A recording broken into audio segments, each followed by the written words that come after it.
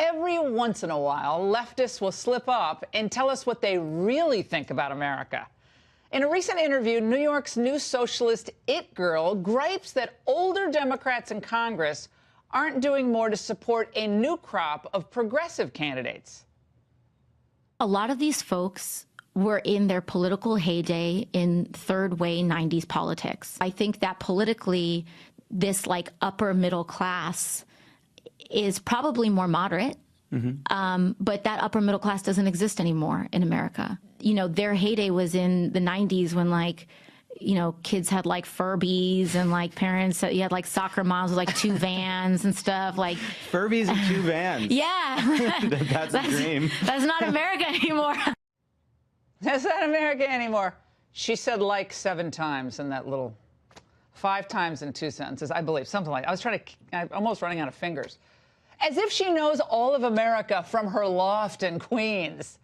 And by the way, what does she think? That moms outside of big cities can, cart their kids around on those dippy electric scooters or something? Oh, my goodness. Well, all kidding aside, what she seems to be saying, and it's kind of hard to dissect it, is that the new generation of women today are less moderate and, I suppose, closer to her socialist views. And I'm not sure what minivans have to do with it. And by the way, I happen to love my minivan. It rocks. But I've never met a single mother who owned 2 of them. But Ocasio-Cortez's political magic apparently wasn't working last night because, as most of her preferred candidates lost, and most of them by double digits. The real story was that in the heartland, moderate Democrats are looking strong. We'll get to more of that story later on in the show. Nevertheless, she's kind of right in a general sense, because in some parts of the country, it does seem like the America that we know and love doesn't exist anymore. Massive demographic changes have been foisted upon the American people, and they're changes that none of us ever voted for, and most of us don't like. From Virginia to California, we see stark examples of how radically, in some ways, the country has changed. Now, much of this is related to both illegal and, in some cases, legal immigration that, of course, progressives love. Remember the old Democrats, maybe some of them that Ocasio-Cortez referring to, they used to think that borders mattered. But the new activists believe enforcing immigration laws is essentially an ongoing human rights violation. Of course, they want to abolish ICE and so forth.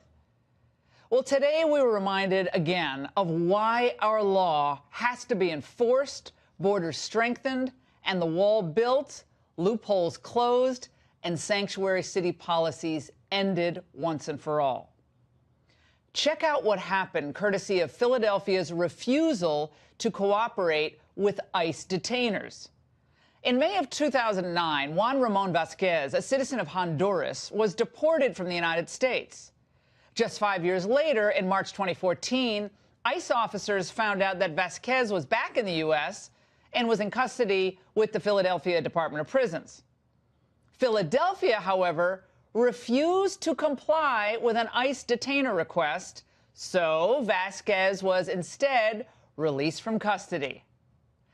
After his release, Vasquez was rearrested and ultimately convicted for child rape. This is an unspeakable act of evil that should have never occurred and never occurred on American soil.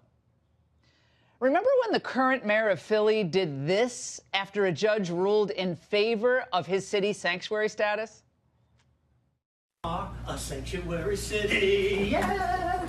A sanctuary city, yeah. Oh, my God. What an embarrassment. At this point, I would hope the voters in Philadelphia would see the light and send Mayor James Kenney packing. He's a disgrace. If only such heartbreaking stories, though, were isolated events. They're not. Last weekend in Colorado Springs, a police officer, Sem Duzel, was critically injured. He was shot by an Iraqi refugee allowed into the U.S. under President Obama. Karar Noman al-Khamasi had been ordered deported after a felony trespassing probation violation, only to be released by a judge who cited changes in the law. It was beyond tragic. And for all of you who are buying into the media narrative about the horrors perpetrated on children who are kept temporarily in HHS custody, who've crossed the border, the kids who've crossed the border illegally, consider an actual horror. An illegal who crossed the border with a child he claimed was his own. Well, that illegal adult turned out to be the child's rapist. Ramon Pedro showed up at a border crossing in Texas last April. He said he was traveling with his daughter, and he demanded entry into the U.S. Well, like thousands of other family units, they were processed and then released into the United States. It's called catch and release. Well, late last month, at a routine health screening, doctors discovered the girl had been sexually assaulted allegedly by him. And it gets worse. It turns out the young girl's mother knew that this coyote was a sexual predator, but sent her daughter with him anyway because the mother was promised ultimately later on a job. Who are these people? I mean, they're really smart. Mother of the Year award there. Now, well, who is going to make the argument that this poor, abused, and brutalized girl wouldn't have been safer in U.S. detention than with a rapist?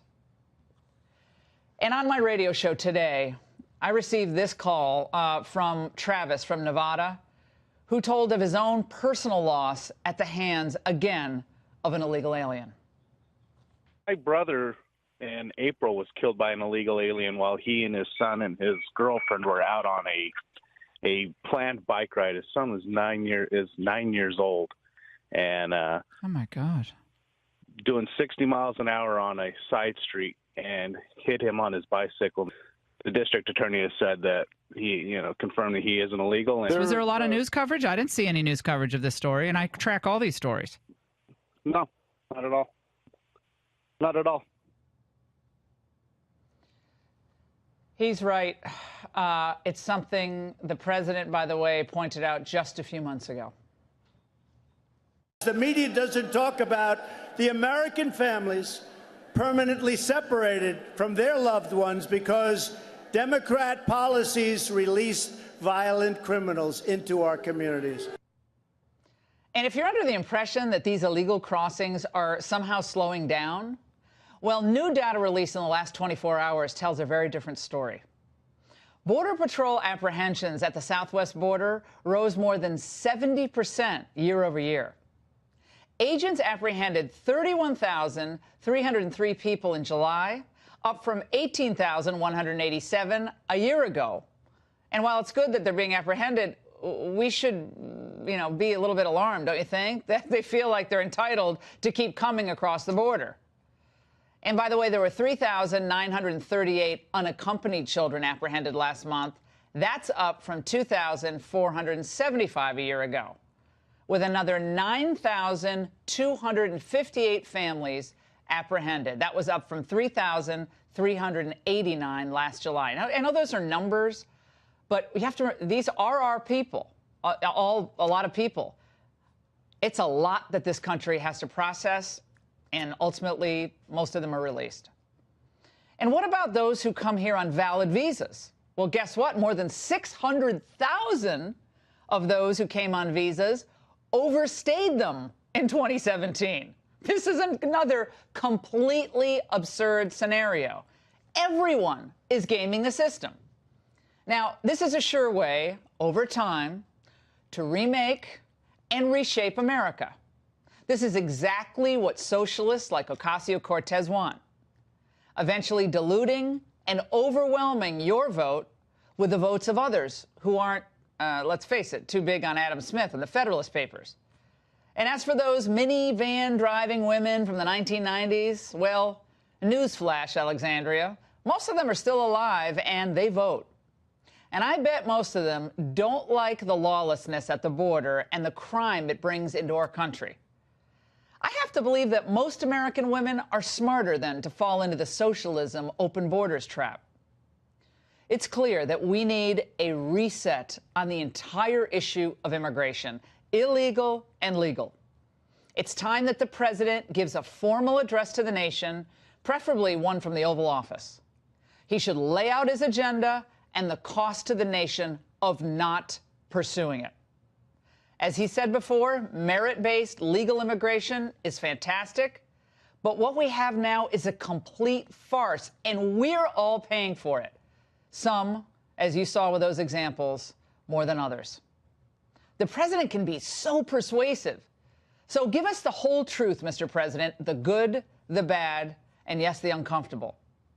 This is a national emergency, and he must demand that Congress act now. There is something slipping away in this country, and it's not about race or ethnicity.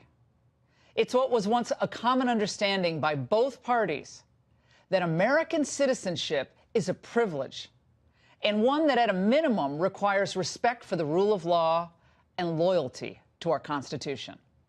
And that's the angle.